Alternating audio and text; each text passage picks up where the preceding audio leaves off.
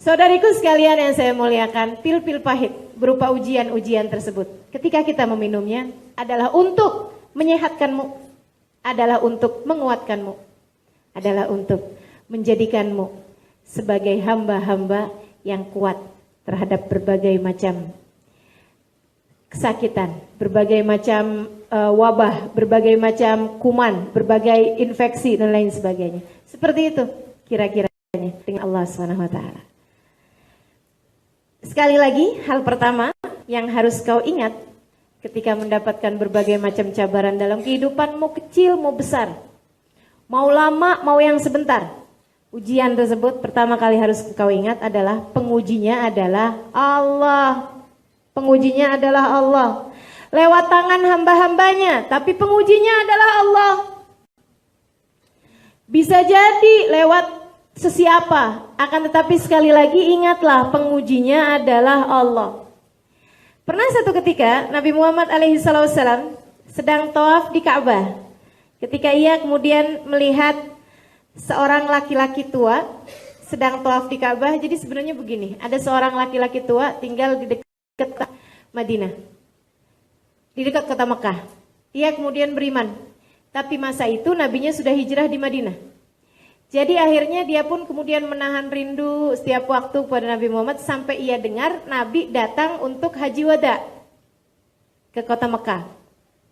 Ia pun kemudian datang juga ke sana, datang ke Mekah itu ya. Ketika ia datang ke Mekah, berapa hari waktu awal langsung datang ke Mekah, dia segera tawaf. Di tengah-tengah dia tawaf, dia kemudian merasakan indahnya kasih Allah SWT. Ia pun bergumam, Ya Karim. Di belakang Nabi Muhammad menyaut, tapi dia nggak tahu bahwa itu Nabi Muhammad. Ya Karim. Dia jalan lagi, dia toleh. Siapa sih ikutin saya? Gitu dia pikir. Dia kemudian tawaf lagi, merasakan keindahan kedermawanan Allah dan dia bilang Ya Karim. Nabi ikutin dia lagi di belakang, Ya Karim. Dia masih sabar.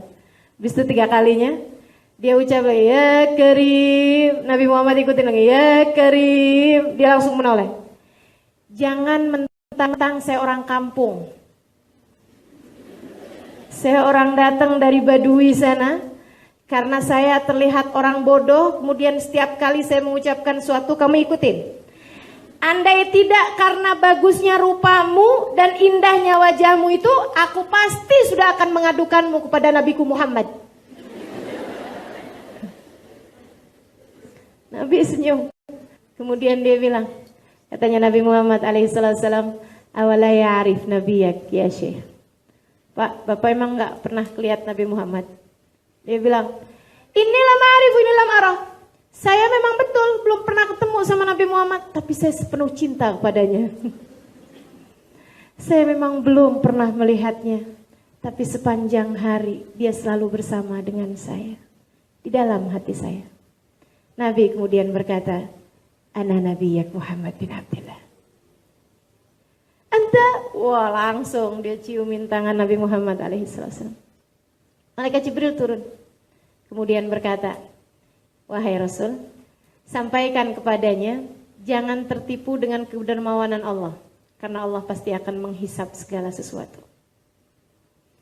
Nabi sampaikan, Pak, Allah kirim salam padamu. Dan mengatakan, bahasanya jangan pernah tertipu dengan kedermawanan Allah. Karena dia berulang kali kan bilang, Ya Karim, Ya Karim. Allah pasti akan menghisapmu atas segala sesuatu kenikmatan yang Allah berikan padanya. Dan dia berkata, jadi Allah mau memperhitungkan saya, wahai Rasulullah? Iya. Oh, kalau gitu, saya juga mau memperhitungkan Allah. Allah mau menghisap saya, baiklah saya juga mau menghisap Allah. Maksudnya gimana? Kalau Allah menghisap saya atas dosa-dosa saya akan menghisap Allah di manakah ampunannya. Kalau saya dihisap Allah Subhanahu wa taala atas segala kekikiran saya akan bertanya, ya Allah, dan di manakah kedermawananmu jika begitu? Jika Allah menyalahkan saya atas keburukan saya akan mempertanyakan kepada Allah, dan di mana kebaikannya selama ini. Malaikat Jibril turun lagi. wahai Nabi Muhammad, sampaikan padanya. Hendaklah dia sampaikan padanya Allah tidak akan pernah menghisabnya agar dia tidak menghisab Allah Subhanahu wa taala. Maka teman-teman saya sekalian, penghisabnya Allah. Pemberi cabaran padamu Allah, pemberi ujian padamu Allah. Maka apa yang kau takutkan? Engkau hanya perlu beberapa hal. Pertama, melambai. Tahu melambai tak? Please, tolong saya, bantu saya menyerah. Itu hal pertama yang harus engkau lakukan. Ketika ujian datang dalam kehidupanmu, menyerahlah. Kalau nggak menyerah nanti bolak-balik tuh. Ini kan lagi dikulitin. Kulitnya nggak terkelupas-kelupas. Baru habis dikelupas ada kulitnya lagi. Baru habis dikelupas ada kulitnya lagi. Akhirnya di situ aja. Ujiannya nggak naik-naik nanti. Cabarannya nggak naik-naik, nggak membuatmu naik kemudian. Masih di situ-situ aja tempatnya. Ayo saudariku sekalian yang saya muliakan. Kalau ingin segera naik tingkatannya, pertama fahami pengujimu adalah Allah, dan yang kedua segeralah melambaikan benderamu kepadanya. Segeralah menyerah, aku menyerah ya Allah, aku menyerah ya Allah. Tidak ada daya upayaku kecuali Engkau. Aku menyerah ya Allah. Habis menyerah ngapain? Mendekat kepadanya. Karena semua bentuk ujian diberikan untuk mendekatkanmu kepadanya. Seperti yang aku sampaikan berulang kali. Semua bentuk cabaran adalah untuk mendekatkanmu padanya. Maka mendekatlah, mendekatlah, mendekatlah. Alam ya'ni lilladzina amanu an tahsya'a qulubuhum li dzikrillahi wa ma nazala minal haqq. Allah bertanya kepadamu, kepadaku, kepada kita semua. Alam ya'ni lilladzina amanu, belum tibakah waktu bagi orang-orang yang beriman, antakhsha'a qulubuhum li dzikrillahi wa ma nazala minal haqq, untuk hati mereka khusyuk, untuk hati mereka faham, untuk hati mereka mengingat Allah Subhanahu wa taala, wa ma nazala minal haqq, dan apa yang datang dari Al-Qur'an, apa yang didatangkan padamu wahai Muhammad. Belum juga, kata Allah, belum juga. Baik, aku akan uji lagi kamu. Aku akan kuliti lagi dirimu. Maka yang Allah tunggu dari kita adalah engkau melambaikan dirimu kepada Allah. Al-ana ya Rabb, al-ana ya Allah. Iya ya Allah, sudah datang waktunya. Sudah datang waktunya. Fudail bin Iyad, saudariku sekalian yang saya muliakan. Seorang perampok, seorang penjudi, seorang peminum minuman keras, seorang pembunuh bahkan, sepanjang hidupnya berada dalam keadaan kemaksiatan. Sampai suatu ketika ia ingin memiliki seorang anak karena ingin melaksanakan sunnahnya Nabi, memberi hadiah. Memberi hadiah, dia tahu itu dari seorang laki-laki yang dia rampok. Ada seorang laki-laki dia rampok, memberikan semua hartanya kecuali satu boneka. Dia kemudian bertanya, kenapa? Ada pasal apa kamu sama boneka itu? Dia bilang, karena saya kalau pulang ke rumah tidak bawa hadiah buat anak saya nggak mau. Saya punya anak perempuan, saya amalkan sunnahnya Nabi Muhammad, kalau pulang ke rumah bawa hadiah, terutama buat anak perempuanmu. Oh gitu, kata Fudail, perampok. Dia kemudian bilang, baiklah kalau gitu, dibalikin sama dia si bonekanya, dia rampok sisanya yang lain. Habis itu dia memutuskan untuk menikah, karena kepengen punya anak perempuan. Dia paksa kawin seorang perempuan paling cantik di kampungnya. Habis itu kemudian dia hamili perempuan tersebut, sampai dapat anak, alhamdulillah dapat anak perempuan. Dia kemudian ceraikan perempuan itu, dia nggak mau perempuannya, dia mau anaknya aja. Dibesarkan anaknya sampai di usia 10 tahunan, dan dia mabuk seperti yang saya sampaikan. Dia berjudi seperti yang saya sampaikan. Dia membunuh, dia merampok. Semua jenis kemaksiatan dia kerjakan. Hanya saja ada satu sunnah yang dia kerjakan. Memberi hadiah kepada anak perempuannya setiap kali dia habis pulang keluar kota. Sholat enggak gitu ya.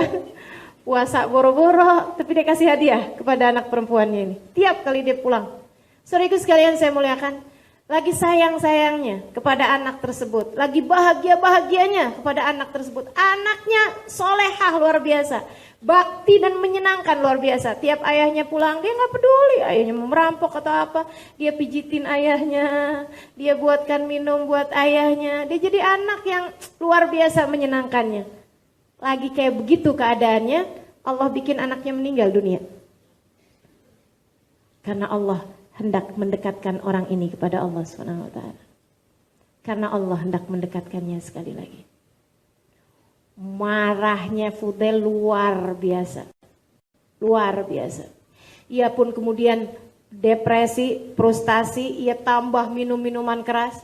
Tiap kali sadar kemudian keingetan anaknya, dia kembali minum minuman keras.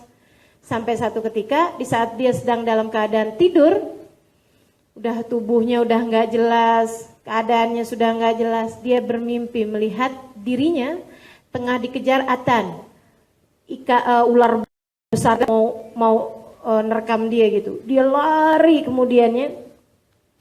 Saat dia lari tersebut itu, dia lari sampai kemudian dia terhalang oleh sebuah jurang. Di bawahnya jurang dengan api yang siap melahapnya, di bawahnya itu ada, di jurangnya itu ada apinya. Akan tapi kalau dia tidak meluncur ke sana, dia pun akan segera didatangi ular itu. Saat itu, dia kemudian melihat anaknya. Ayah, apa kabar? Dia menoleh.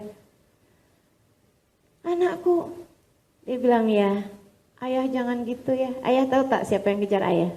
Dia bilang, siapa itu? Itu adalah dosa-dosa ayah. Ayah tahu tak itu apa?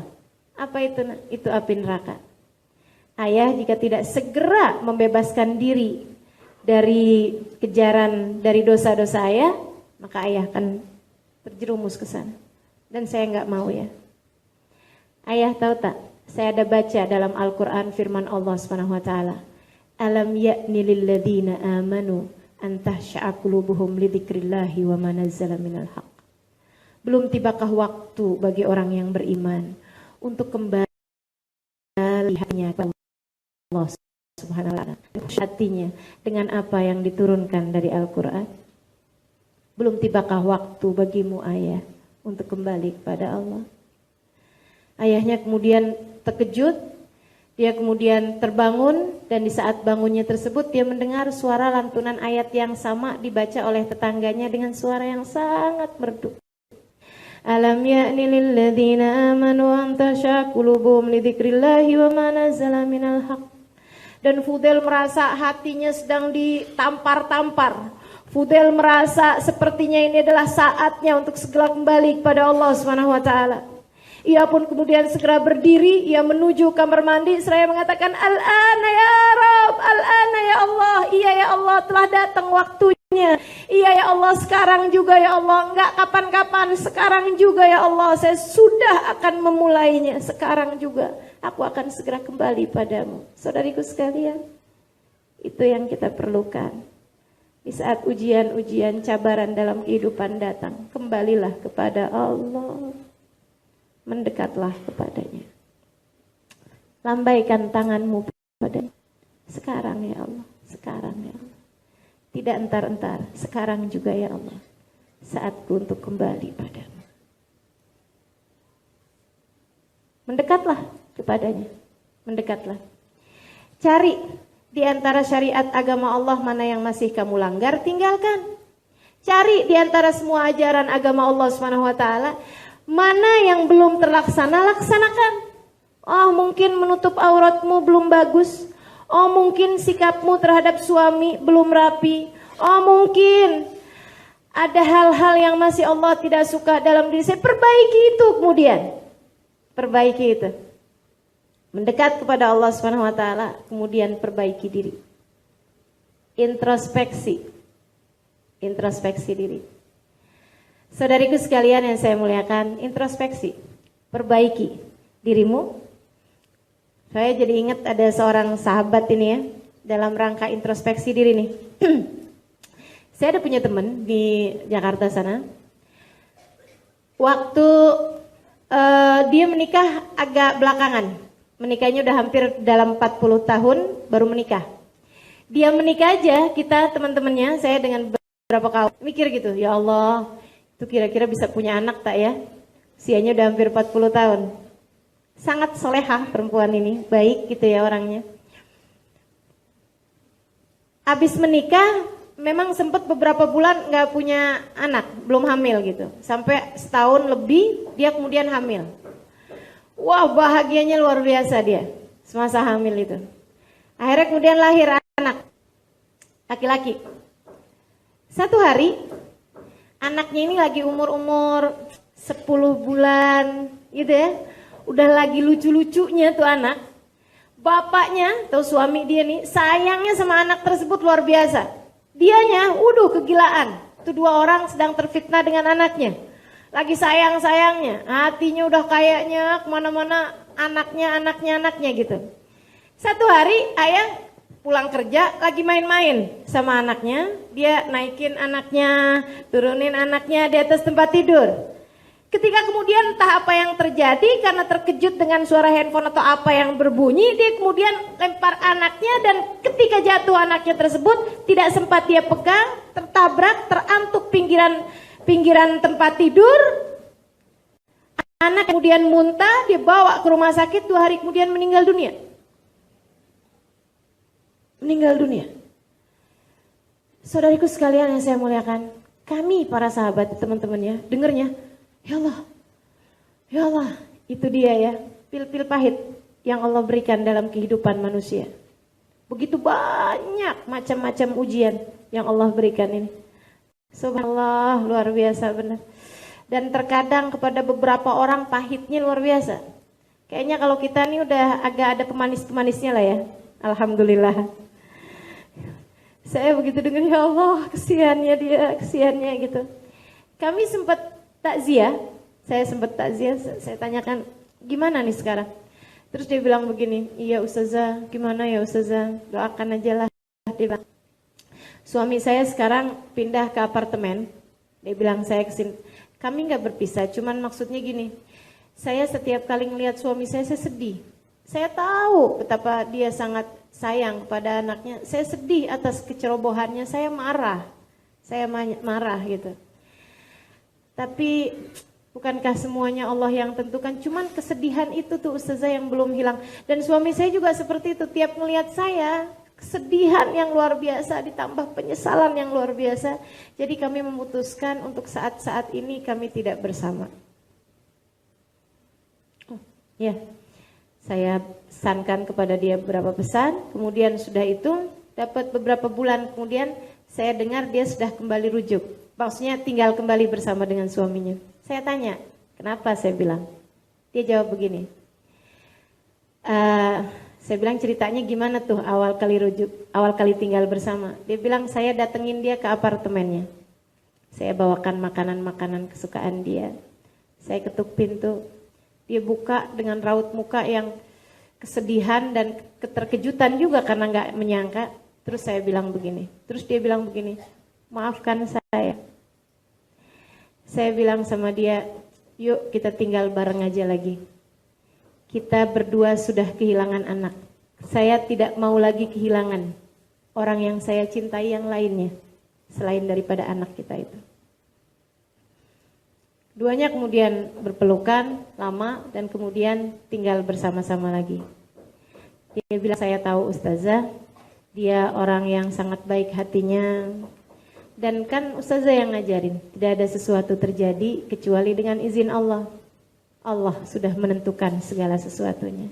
Biarkan, kami memang kehilangan anak. Mau kami tangisin, mau kami apain juga yang meninggal tidak akan kembali lagi. Maka ya sudahlah, kami serahkan ia kepada Allah. Barangkali di sisi Allah dia jauh lebih bahagia. Dan kami pun tidak ingin kehilangan kebahagiaan kami berdua.